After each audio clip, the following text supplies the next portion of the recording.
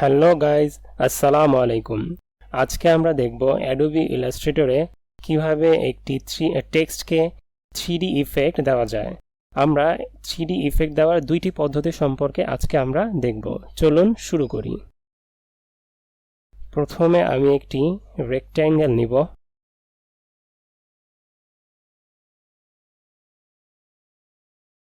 এই রেক্ট্যাঙ্গেলটির আমি এই কালারটি চুজ করেছি, আপনারা চাইলে অন্য কোনো কালার নিতে পারেন।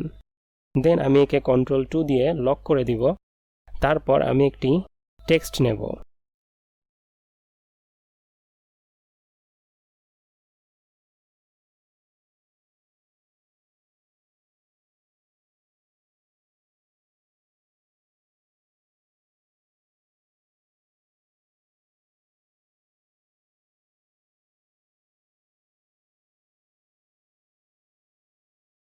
এখন আমি এই টেক্সটটিকে আর্টবোর্ডের উপরে অ্যালাইন করে নিব।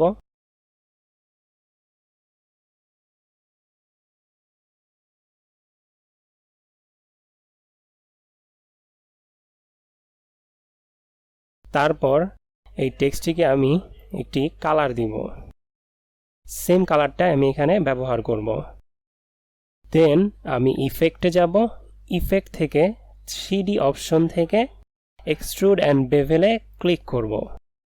তারপর পজিশন অপশন থেকে আমি আইসোমেট্রিক টপ সিলেক্ট করব।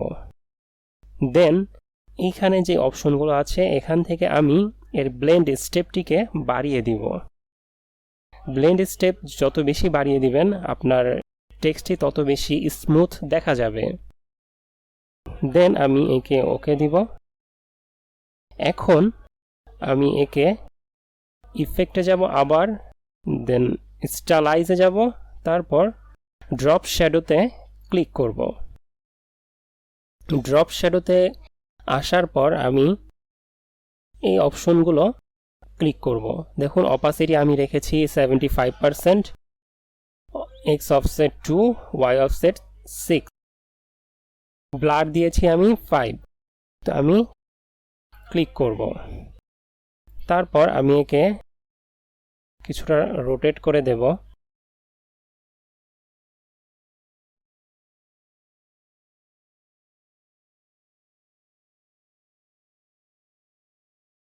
দেন আমি একে অবজেক্ট থেকে এক্সপ্যান্ড অ্যাপিয়ারেন্স ক্লিক করব। তারপর আমি ডিরেক্ট সিলেকশন টুলের মাধ্যমে এই টেক্সটের উপরে যে সারফেসটি আছে এটিকে সিলেক্ট করে নিব।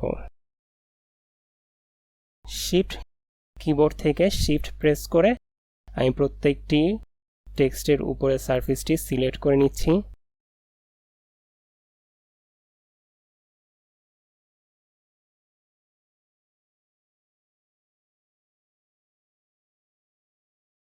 এখন আমি এই উপরে সারফেসটির কালারটিকে হোয়াইট করে দেব।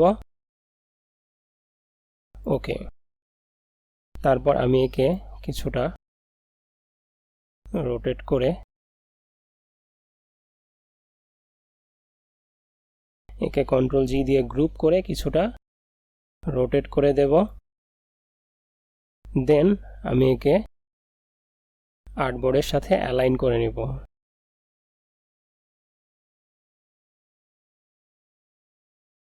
ওকে বন্ধুরা, আমাদের একটি টেক্সটকে 3D ইফেক্ট দেওয়া হয়ে গেছে।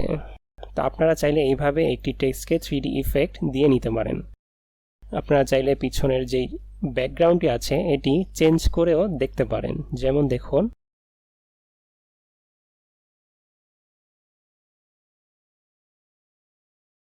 তো আমার কাছে এই ব্যাকগ্রাউন্ডটি ভালো লাগছে তাই আমি এটি রাখবো।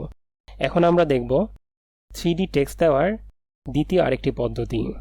তো আমরা 3D টেক্সট দিয়ে এই পদ্ধতিতে এটি করব।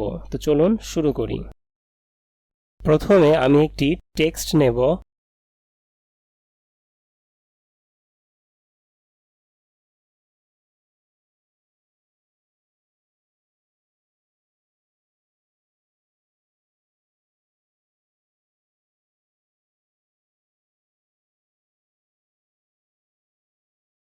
তারপর এই টেক্সটটির আমি একটি কালার ব্যবহার করব। আমি এই কালারটি ব্যবহার করছি। তো এই কালারের উপর আমি একটি ডাবল ক্লিক করে এখান থেকে গ্লোবাল অপশনটি সিলেক্ট করব, দেন ওকে দিব। তারপর একই রকমভাবে এই কালারটিও সিলেক্ট করে গ্লোবাল অপশন প্রেস করে দেন ওকে দেব। সেম একই রকমভাবে এইটিও করব। এখন আমি একে ক্রিয়েট আউটলাইন করে নেব, তারপর একে আনগ্রুপ করব, দেন এই অপশনটিকে একসাথে কন্ট্রোল জি দিয়ে গ্রুপ করব। তারপর এই অংশটিকে একসাথে কন্ট্রোল জি দিয়ে গ্রুপ করে এই দুইটিকে একসাথে অ্যালাইন করে নেব।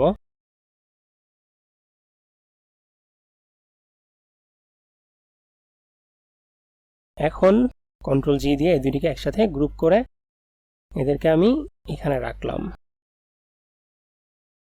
তারপর এখন এদের একটি কপি করব, কন্ট্রোল সি দিয়ে কপি করে আমি কন্ট্রোল শিফট ভি প্রেস করে এই অবস্থানে আরেকটি পেস্ট করলাম। তারপর এটিকে আমি ছোট করে এই অবস্থানে রেখে একে অ্যারেঞ্জ সেন্ড টু ব্যাকে পাঠিয়ে দিব। দেন এই কালার এই অপশন এই টেক্সটটির কালার আমি চেঞ্জ করে দেব। তারপর এই দুইটি টেক্সটকে একসাথে সিলেক্ট করে আমি ব্লেন্ড অপশনে যাব, এদেরকে ব্লেন্ড করে দেব। দেন এইখানে ব্লেন্ড অপশন থেকে আমি স্পেসিফাইড স্টেপসে যাব, তারপর এর স্পেসিফাইড স্টেপসটি বাড়িয়ে দিব। স্পেসিফাইড স্টেপস যত বেশি হবে আপনার টেক্সটটি তত বেশি স্মুথ দেখা যাবে।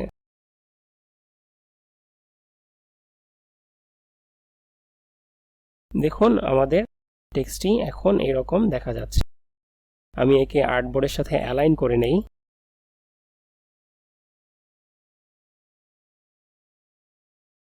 এখন আমি একটি রেক্টেঙ্গেল নেব,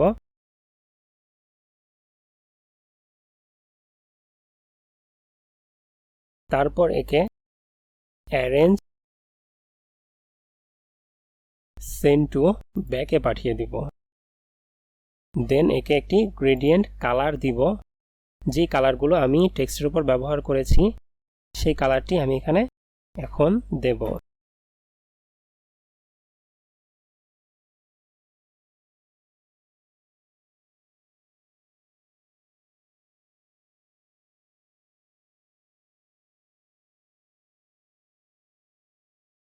তারপর একে কন্ট্রোল টু প্রেস করে লক করে দিব।